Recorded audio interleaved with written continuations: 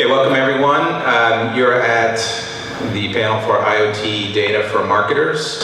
My name is Luke Grant. I'm your moderator today. I have a real affinity for the Internet of Things, or IoT as it's known. The discussion focuses around leveraging all the data that comes with it for marketing purposes, obviously. And we just want to try and provide practical tactics, advice, guidance, and ultimately actionable things that you can take away from here. So our first area is really just discussing best practices that businesses are using with success in IoT data. Mark, let's start with you. We'd spoken earlier about you really focusing in on planning ahead for the best use of big data. What exactly do you mean by that? Can you provide an example?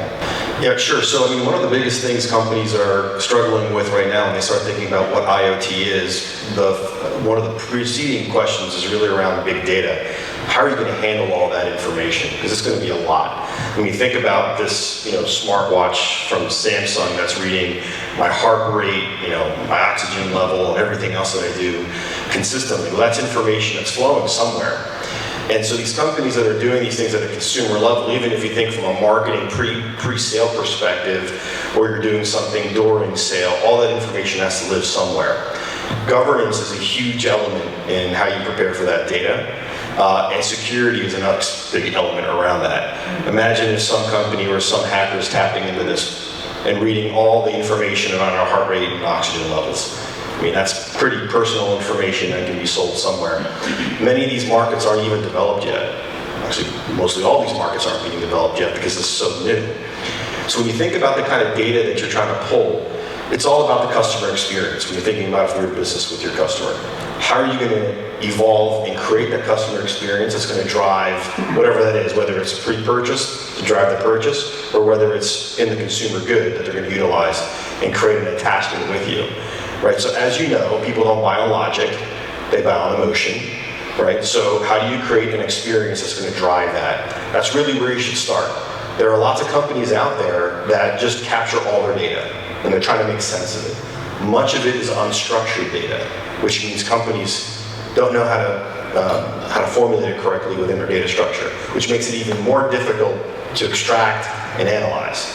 So there's technologies out there like Hadoop and other big data technology that helps reorganize this kind of information in an unstructured data pool. Like social information, it's relatively unstructured. If you're trying to take sentiment information, if you're in the Hollywood business here, you're trying to understand what are people saying before the movie comes out, that's unstructured. If you think of stock market news, a company out of Boston about 1.5 years ago was working on collecting all social information on the streams and matching that up with stock moves to see what kind of impact what someone's saying to stock move change, right? Who's the biggest influence? That's huge, right? That's actually directly impacting portfolios, dollars, everything, right? So this thing can lead in a lot of different directions. At the end of the day, when you're talking about consumer-based type stuff, it's about the customer experience. Think about what experience you want to do, what kind of human emotion you're trying to create. That's going to drive the data that you're trying to pull. Don't try to boil the ocean with capturing everything because it sounds cool in the beginning. Yeah. You have to eat an elephant one bite at a time here, right? So think about that experience, and that's going to help you drive that data. Just adding to that, I found it useful to just think of this as a continuum. We shouldn't think of this as the IoT is something so new that we need some brand new techniques to think about it. We've been on this continuum for a long time. All of us are walking around with a smartphone. If you're walking around with a smartphone, you're already part of IoT. Yeah. Because it's a sensor, it's capturing film, people are sharing films. That's how part of the data is getting created and is becoming so huge. And we know that changes behavior and so forth, in all kinds of odd ways, and some good, some bad, some ugly, so we know that this happens. So it is a continuum. So I found it useful to think of kind of 3 dimensions of data. Have you heard about the 3 V's of data? Volume, velocity, variety. And that's been, kind of getting worse and worse, or better and better, depending on how you look at it over the history of computing. So IoT simply means more volume. So you're going to have more and more sensors putting out more and more data, so you have more of it. Variety, all types of sensors that have to be integrated. And the most important thing is velocity. If I can actually know what the sensor is telling me right now, I can react to that information faster. So what that means is, this increases the scope and opportunity. So going to the best practices, some of the examples we've been using in our business is we have a retail partner where they have beacons and sensors all over the store. It's a big store, like a car dealership kind of thing. And as people walk around, you kind of know where they're spending their time. What models are they looking at? If they have displays or kiosks, are people spending enough time there to engage? If there's a ticketing counter, are people spending too much time there, and so forth. So by knowing where people are spending time, they are better able to distribute their service people, or they can even be able to tell the customers walked on the premises, but for 20 minutes nobody has attended to them, that kind of stuff. So there's more real data. The other thing is, if you were in the session just before this one, they said, and I was startled by this, it takes 22 contacts before a potential sale with the customer. Now, you're not going to be able to make all those 22 contacts at the website, so you need kind of a better understanding of your ecosystem and where the customer comes in, going to Touch points. about, the whole experience thing. Where does your customer interface with your ecosystem? And the IoT enables you to gather data from all those points and maybe interact with that person and know, Joe who came into my service center has now come into my website, or Joe who's at my website is now in my service room or in my showroom. This kind of information, I think, can be very useful, and that's what the IoT enables you to do. Yeah. So I see it more of a continuum than as something, completely startlingly new. Yeah, sensors and communication devices can really help with that attribution question. And in our prep discussion, Chris, you were also talking about sensors and communication and what you termed as fast data. I thought that was really interesting. And is that basically what Swami was just referring to, or do you have a take on it? Well, there's two ways to go about that. I just finished a discovery workshop with one of the largest facility management companies in the world. If you go to LAX, look at your ticket, that's the company. They handle hospitals, military bases, all of that. And what he said was something that I'm going to put in my book that I'm working on, and he said, the real trick and the opportunity that everyone has here, if you don't have already a center of excellence, an IoT initiative going on, you are what he called the unencumbered. Okay? And what he meant by that was you have the ability not to have to deal with all the legacy systems that he has and the data and the politics and all of that. But he also flipped it on us, and it's going to slightly disagree with what you're saying here. He said, don't try to ask a question and then find the data, okay? Because you're going to be biased by the data that you find to solve the question that you have. The flip is, know what experience, and I deal with retailers all the time, know who owns the digital experience first in those retail situations, okay? Because the data's already there. So what you really need to do is to say, how do I want to improve the digital experience, okay? And that doesn't sound like IoT, but it really is. Because the flip side of that is, okay, start bringing in all that data.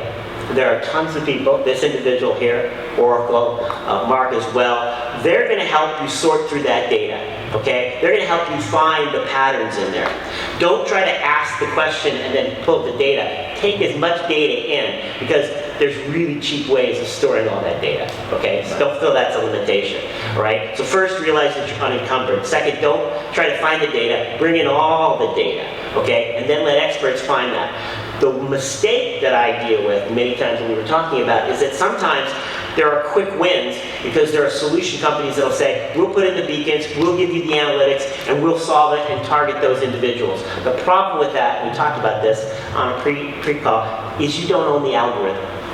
Okay? So that searching part, that searching part of the patterns you're trying to find, you need to own that. So as a best practice to follow it up, you need to own the algorithm.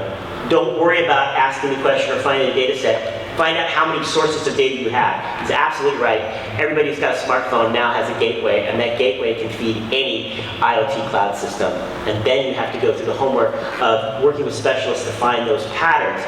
And then, once you have those patterns, you own the algorithm, those types of customer triggers, and that's where you act from a marketing standpoint. So instead of pushing and I deal with this all the time. People with mobile devices, retailers or consumer packaged goods, whatever relationship they're building through social or whatever, they use push notifications based on it's fall, we have a deal, push it out, as opposed to they have a wearable, they've done 20 sit-ups, here's the reward, there's the coupon, right? Attaching it to that data, and that comes from finding those patterns.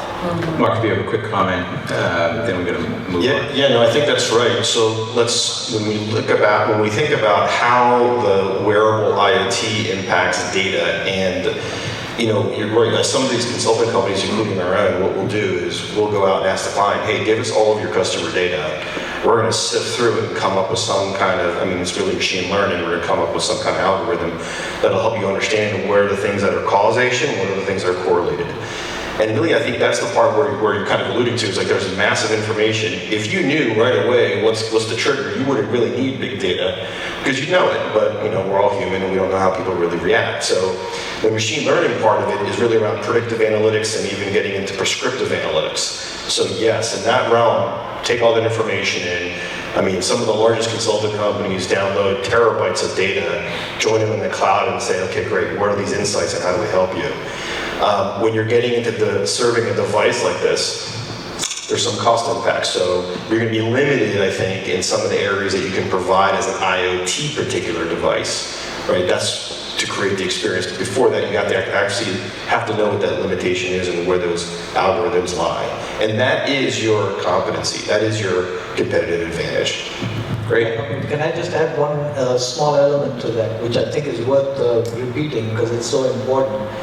When it comes to any analytics, we work with a lot of companies where they expect us as data experts to tell them something about their business, and that's just not the way it works. The person in the business, kind of the trenches, they should know their business. What we as technical people can do is kind of translate their insights into the appropriate pattern recognition things, so that the tedious part, that it's really hard to tell when these things are going on in the data, we can bring that out. But the nuggets are usually things, if you have a nose for your business, how to run it, those insights are what's important. And that is proprietary. That's what he was saying. All the algorithm is saying, that's proprietary. We can't tell you how to run your business. How you run your business, that's you.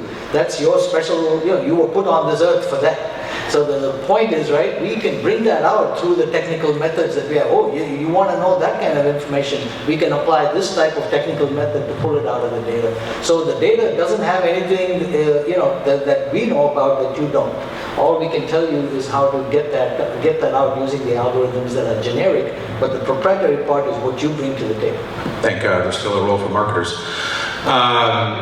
So segueing into, kind of where's the future going with IoT data? I think we've already started touching on it as a continuum, as you said, Swami.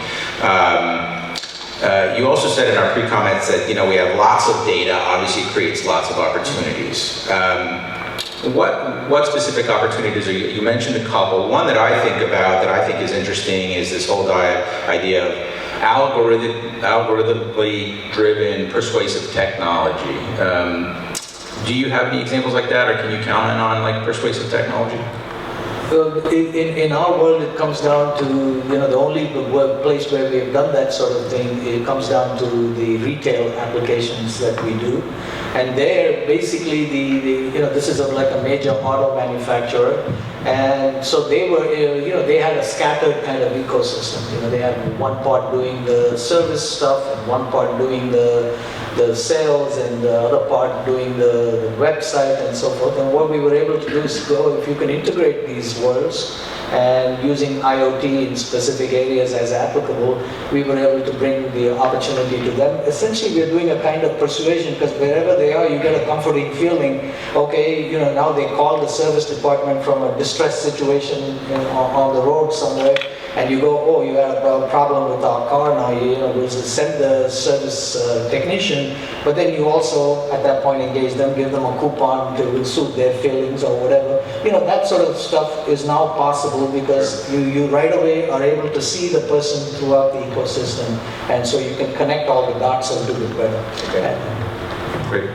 Chris, you mentioned something that I thought was interesting. I'd love you to expand on it. You said that iBeacons are entering the trough of disillusionment. Can you explain what you mean by that? Yeah, so what I meant by that was, in talking to companies, they're realizing, as an example, companies in typical hype cycles will run out, some of them will run out and throw a bunch of iBeacons. So these are little beacons, they're battery operated, they put them all around retail or an airport, and then we show up as consultants, and we find the data silos and the skeletons in the closet, and there is no schematic of where all these beacons are.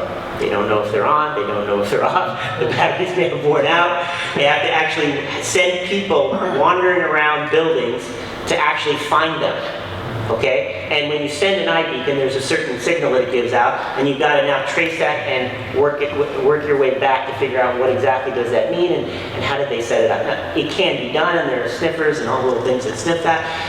What we're seeing is that, and I don't think this is proprietary, the companies that make your light bulbs, they're going to be the ones that are going to be bringing it out. They're going to be instantiating those types of things because they're plugged in. They're always going to be on. And they don't want to be left out in the IoT universe. So in talking to factories, mass retailers, entertainment parks, things of that nature, the signals are going to be coming from your light bulbs. They will be using Bluetooth and iBeacon type of technology, but the stone little cute little things you see on websites or the banner ads you see on the side, the cute little things, that's gone because it's unmanageable. I mean, what are you going to do? Wander around if you've got 5,000 stores and check where all those beacons are, and then who's going to actually put the battery back in, and who's checking the battery, and how do they know whether or not the signal's any good? So that's what I meant by that, in terms of that trough of disillusionment. Now that said, signals and beacons and the ability to pick up all that information, not going anywhere. That's going to continue accelerating. It's just not going to be by the same players. The big guys are stepping in. Yeah, I think your point about smart light bulbs is actually really interesting. I think it's going to be a huge part of IoT, and it's going to have surprising implications for marketers just because, light bulbs are everywhere, the system is always being maintained, and the data that they can provide, it can really give insights into how people live their lives. How late do you stay up at night? When are you home? When are you not home? And you can start to, drive real-time data and curate products and services around that. So. Yeah, I kind of think that there's an opportunity here for creative marketing people to think of if you could see the customer's behavior across a more broad range of situations.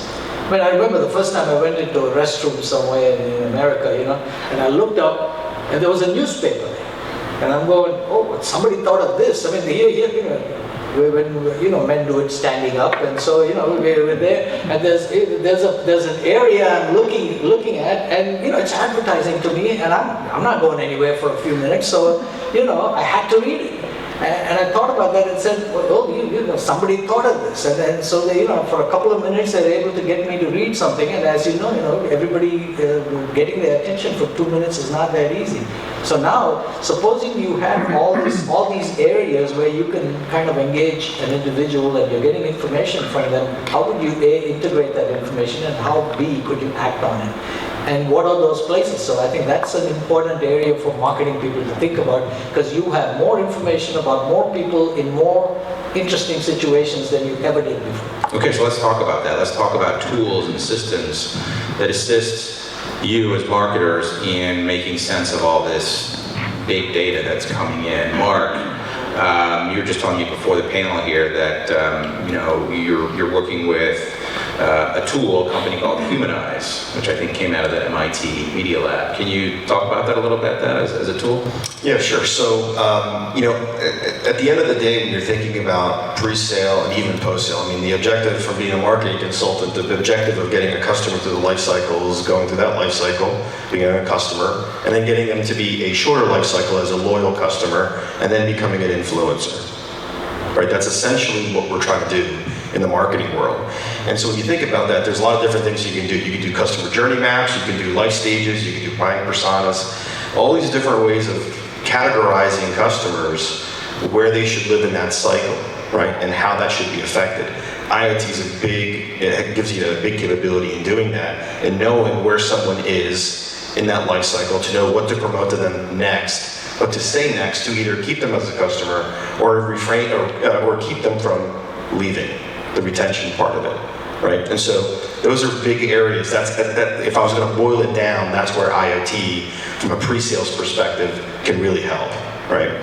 On this topic of Humanize, this is a company that started up in Cambridge. The founder, Ben Weber, he's one of the founders. The other founder is Sandy Pentland. Sandy Pentland is he runs the media center for MIT. He and Ben wrote a book called People Analytics. You should pick it up. It's pretty interesting. A lot of information. So they started this company called Humanize. It's kind of funny. They actually wrote the book literally about people analytics, right? So this company, what they did is that they created these little tags. You know, when you go to work, you usually have an ID, right? You put it around your neck, or you got it right here or something like that. Now it's a lot smaller. But what they do is that they track people's movement, who they talk to, how do they talk to them, not necessarily what they're saying, but how they're saying it, speed, tone, listening versus talking, all that kind of stuff. It sounds intrusive, but it's actually pretty cool. One of the big consulting companies. At first I was like, wow, okay, where are we going with this? Deloitte bought into it, right? And what they found was that they can actually tell what kind of salespeople are the best salespeople. That's super scary. Yeah. It's cool as long as it's not you being monitored. Yeah. Their idea was, well, we could show companies how to look at their top performers and how to get people who are not the top performers to become top performers. And it's working. I bet. It's amazing. We'll talk about the good, the bad, and the ugly in Yeah. a couple of minutes, but it's interesting. So an application around that is what we went to next and started talking to an architectural company. And said, well, wait a minute, you're going to build a building based on a client who thinks they know what their interactions are. Wouldn't it be interesting to understand what the interactions are before you build a building? And that's a new service for them, right? So if you think of a biopharmaceutical company, where do people bump into most? Who talks in meetings the most? Who's quiet and not adding value the most? How do you get them to encourage them to do things differently? All these different things are coming up because of the Internet of Things and the ability to figure out what people are doing. Now, the interesting thing is that this creepiness factor, I think creepy is a factor of time. As time goes on, once something is developed, they're like, oh, that's creepy. Just a matter of time. Next thing you know, everyone's going to be telling you where they left, did they leave their house, where are they at now, all these other things that everyone now thinks is okay. Foursquare, right? And location on Facebook and all these other things. There is a sense around the emotional part from a human perspective that has to evolve along with it. I'm sure when these things came out, people were like, I don't really know what's going to happen there. You always have the visionary folks. You've got the early adopters. You got the mainstream. You got your protagonists, right? So, where do you fit in that cycle? How comfortable do your customers feel about IoT? What are you going to do with it? Are you going to map it to a customer journey map? Are you going to map it to personas? How are you going to deliver that experience? That was just one. Fantastic.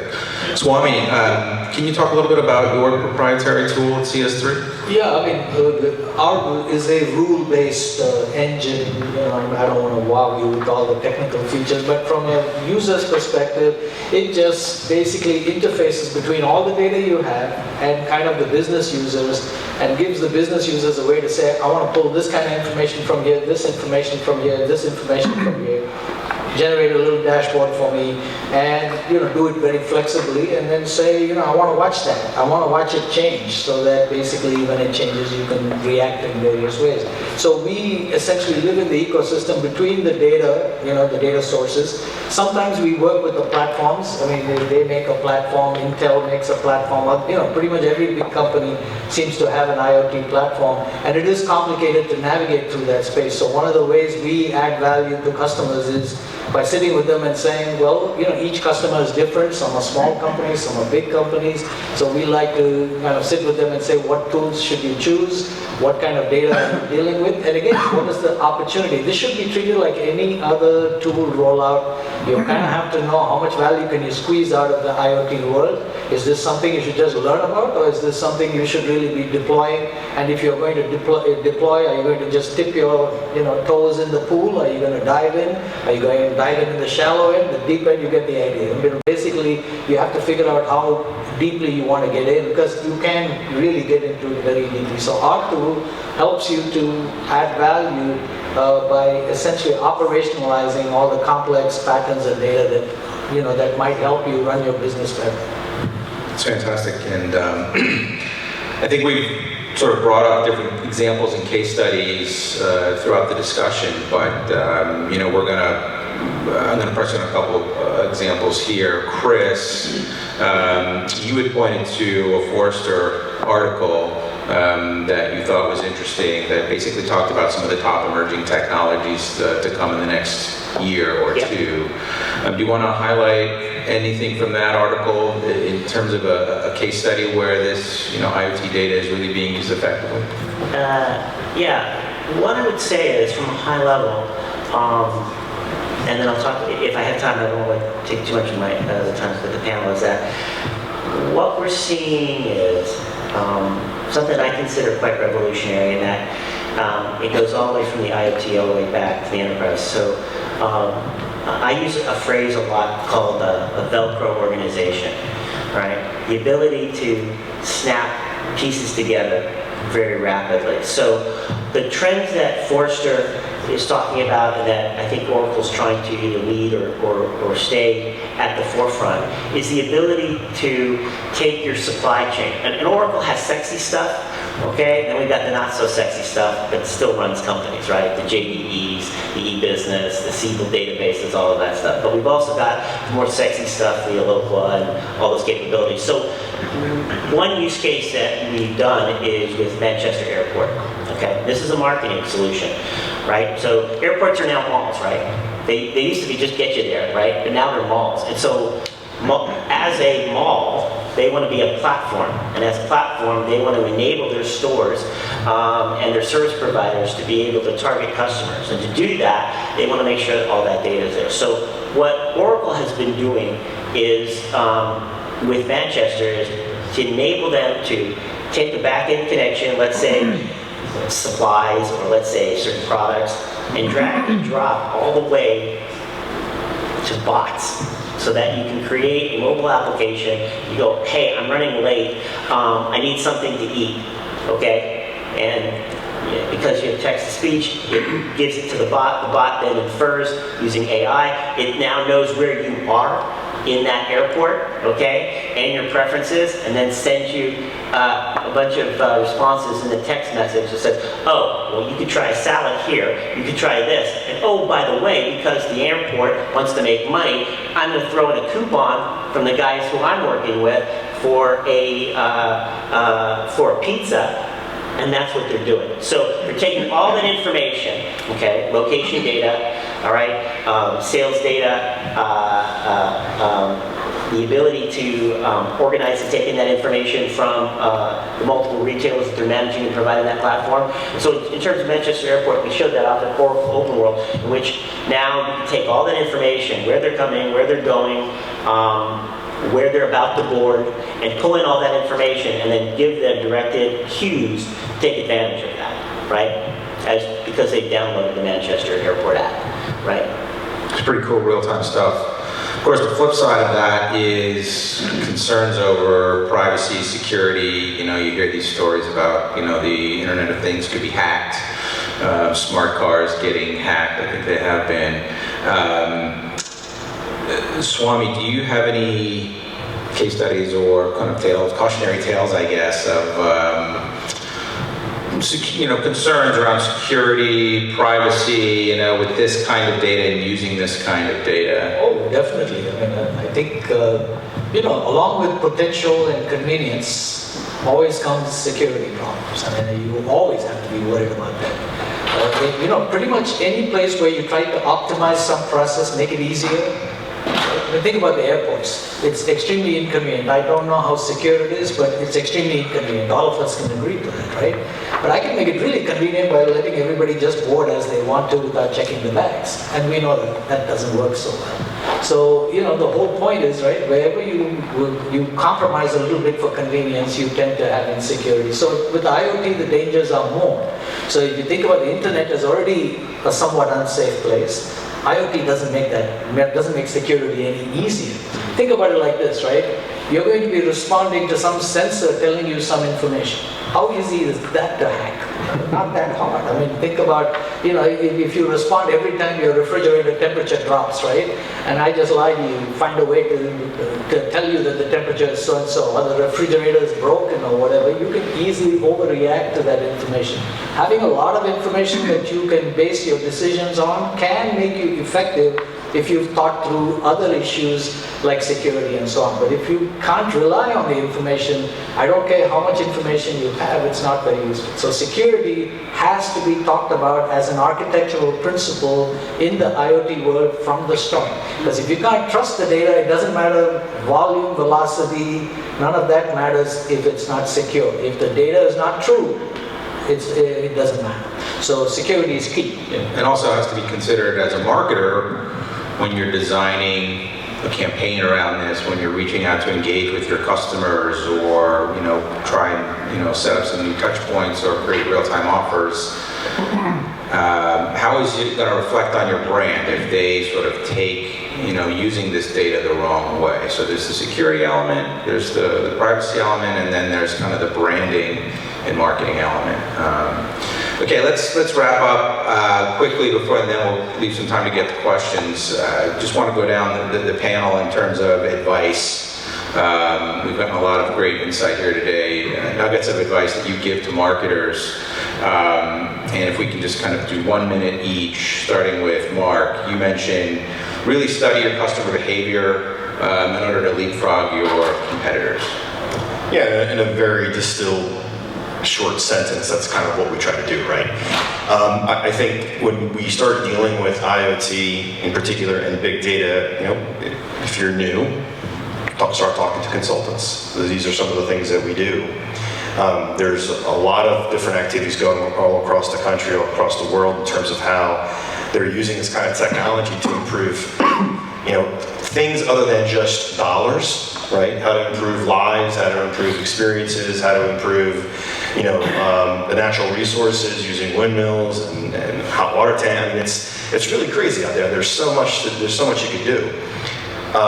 Consultants like us, we love doing this kind of stuff. So getting our hands in different organizations, trying to figure out and help you guys with some of the key elements. So take a look at what you're trying to do, what needles you're trying to move, and start talking to people around what different systems are out there. The other part of it too is that you can monetize this data, right? Whenever you start looking at IoT, there's a part of the whole process which, just like in a car engine, you end up with exhaust, stuff that you don't need.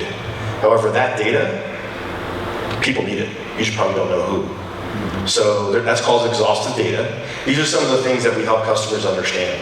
First, what is that customer journey? Where are the customers? What kind of tools and IoT and behaviors that are needed to help you evolve a sale or build a product for, right? And then what are the different things you can monetize after the fact and perhaps build another part of your business? Thanks. Swami, you basically said that there's no time to waste in terms of getting up the learning curve on IoT data for marketing, kind of an adapt or die bit of advice. Can you expand on that a little bit? Yeah, I wouldn't say adapt or die, but that seems a little drastic, but even if I say. So the point I would say is that it's better for you to learn faster. Learn anything as soon as possible. I mean, learning never hurts, right? I mean, you can always take it or leave it. Someone once said, when you learn, you might still run away, but you'll run away with confidence. And so the point is, right? It's important to have confidence in whatever decision you make, and knowledge will bring that. So the main thing I need the marketing type of people to understand is, right, all your information is, all your decisions are based on data. The question is, right, if you think, if I had this data, my decisions would be better, there's probably a way to get it. One of the reasons IoT is such a big deal these days is sensors are really cheap. You can put sensors all over the place, you can get information all over the place. So if you get an ingenious idea, if only I have this type of data, something it might help my decision. That's one area where you can get help.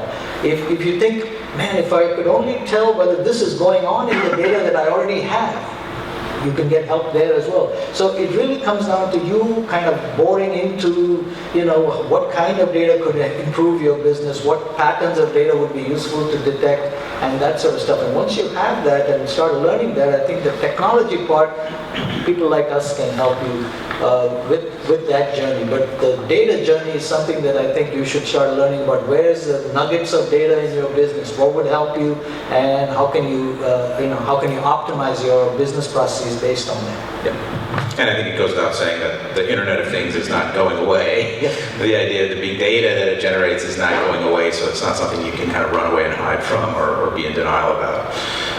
Chris, your advice centered around really work on developing artificial intelligence and kind of knowing your customer, using it to know your customer better, using algorithms. Can you touch on that? Yeah, sure. We're entering into an era in which we're going to have algorithm markets, okay? And they're already out there, which you can actually take certain rules and just apply them to your data, okay? That's not future, there are actual algorithm markets, all right? So, from a marketing standpoint, you've made the first step, okay? You're here, you're listening to something. Understand that IoT is your bridge between the real world of what that person or consumer is doing and that digital world online. So the first thing you must do is, and I said this earlier, is you have to own the experience, right? What is that digital experience in the real world? And how do you want to shape, nudge, or move that in either direction, okay? Once you own that, then internally you're going to have to get the poets, your marketers, and your quants together in the same room. And they're going to help you in terms of taking the next steps of bringing in all that data, okay? The next thing is, while it may be tempting, okay, to bring in a third party, and I've had examples in which a company brings in a company, won't name their name, but they're very close to this area. They'll put in beacons, they'll then design the actual algorithm to trigger based on the behaviors that are happening inside a specific location or store, okay? And then they'll send messages, and you don't have to actually even look at the data. You'll see reports, but you won't actually understand what those behaviors were, okay? The upside is it costs you very little. The downside is they now know how your customers work, and they are not going to sit there and not call up the next company just like yours and say, I know how that works. And I can give you examples, we don't have time, but examples of competitors that said, hey, I could just use these guys, and I said, I really think you should invest in understanding your algorithm, and they go, but these guys are free, whatever, and then in the end, 3 months later, their competitor was on tour promoting that capability, okay? That exactly shows how their customer works with their competitor. So the steps you have to do is, and I think we've all resonated it numerous times, is to really start taking those steps to say, I'm going to own the experience, and that experience is going to be defined by what I am now going to observe from all the data coming in, okay? And then learn from there to design those patterns and take action. Great, thanks guys. I think that will really help us move the needle as marketers. We've got some time for questions. Yes, go ahead, Alan. I wanted to ask Mark, because my company does VR video, and you mentioned the architectural walkthrough before it's actually built, and I was curious, how would that work? Would you partner, if you were to partner with a company, would you supply the CAD/CAM design that the architect has built and then design something like the walkthrough from that? Or how would you create that space, the volume for that? That's actually a pretty interesting idea. It's not 100% what I meant out of that, but just kind of. Sorry. Yeah, no, I think that was pretty cool.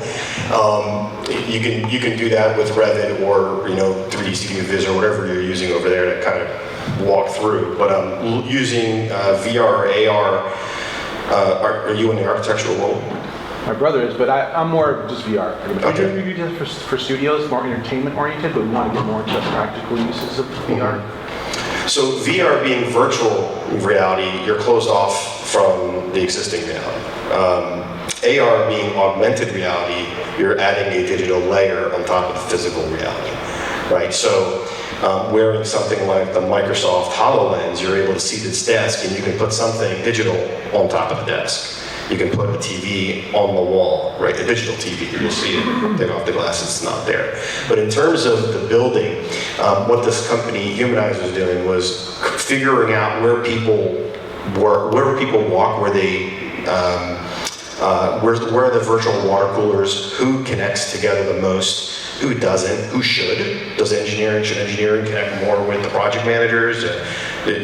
How does that all work in their organization? And by understanding that, they can have some real input in the design aspect of, the building, the floor plan, right? So that's kind of where I was going. It's kind of interesting that you were talking about how do you take these drawings and then populate that up into a built virtual building. Yeah. They have that today where you can walk through and look at clash detection and that sort of thing. I don't think it's highly rendered, although you can. It just takes a lot of processing power. I mean, I've seen like the Avatar room, James Cameron worked out of, it's like smaller than this room. And so to have an experience in actual building, you need a giant volume. So I don't know how that would work or if that even exists at that size, but. Yeah, no, another great scale example of that is JPL. So they used HoloLens to create Mars, a big piece of Mars.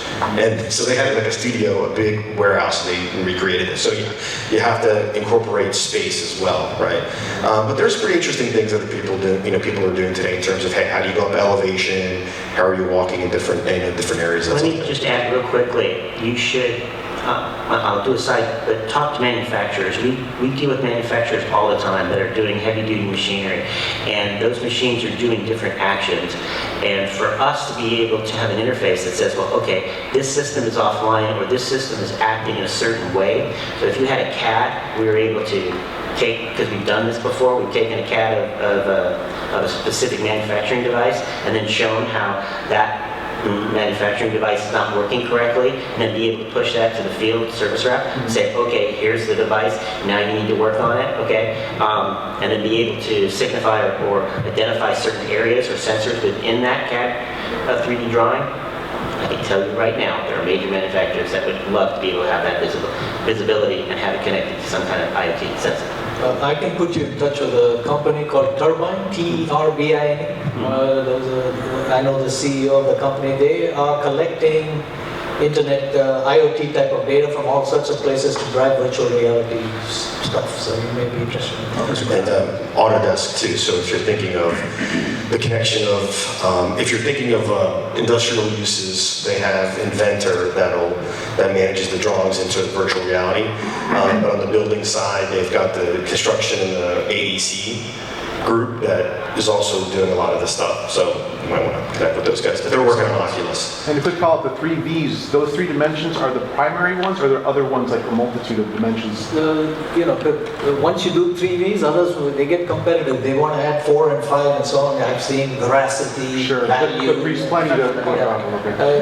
But these are the 3, there was some famous, this is not mine. This is, there's been some people who have analyzed these things and they came out with the 3V. So for a general audience, immediately you're able to see what we are talking about when we say this is a continuum. It's been changing since computing got invented. Excellent. Any other questions? Yes.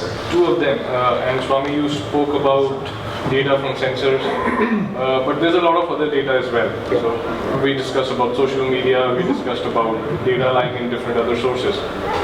So how truthful is this data when you actually get to analyzing it and when you come out with, with analytics around it? So what is your experience? That's my first question.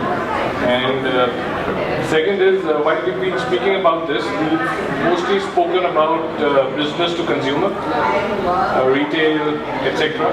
But don't you think that the uptake is more on the B2B side, where you can talk about industrial, IoT, and healthcare? Let me take the second question first. B2B is a major area of focus for us. I mean, the only place where we reach customers is through our partners.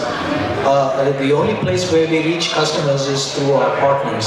So we don't really reach to consumers directly, but B2B is our focus. That is where most of our business lies. As to the first question, our technology is intended to integrate at-rest data with sensor data. That is one of the important aspects about it. And as to the value and responsibility and the true nature of the data, this is something that I think business people have to sit down with the technologists and really get a handle around. If you're going to base a huge $1 million decision based on the recommendations of a tool, you better have some real judgment that goes into weighing that decision. Because this is still ultimately a business decision. You can't say predictive analytics made me do it, IoT made me do it. Somebody has to, the business side has to stand behind it. The question comes out from the fact that there's a lot of uptake for IoT analytics, and lots of companies are buying it. They're investing deep into platforms, and these are expensive platforms. So, what is then the ROI? So, do they really think once they have an analytics system in place which is churning out data or information for them? And you've been working with them for such a long time. What is the industry coming to right now with the ROI and such? Yeah, I mean, it's hard to make a very generic comment. Maybe the gentleman from Oracle. That's right. Yeah, I'll let him take this on.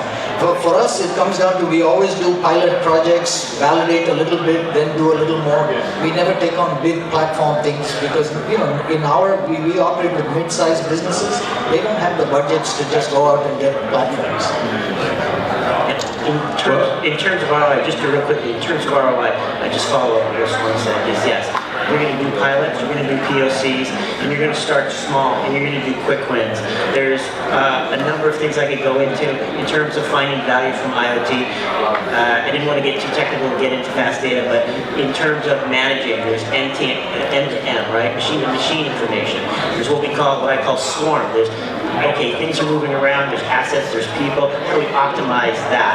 And then there's organic and biologic. So, performance of plant, animal, or human being, can we optimize all three? Build a pattern, depending on where people are moving in an amusement park or a stadium, where the machines are working, what the heat and temperature is that's going to affect that. When you apply it to all of those three, and then you expose it to specific business objectives, you get your ROI. Great, thank you. Cynthia, sorry, I know you have your hand up, but the wall came up on us. But thank you, everyone. Thanks to our panel.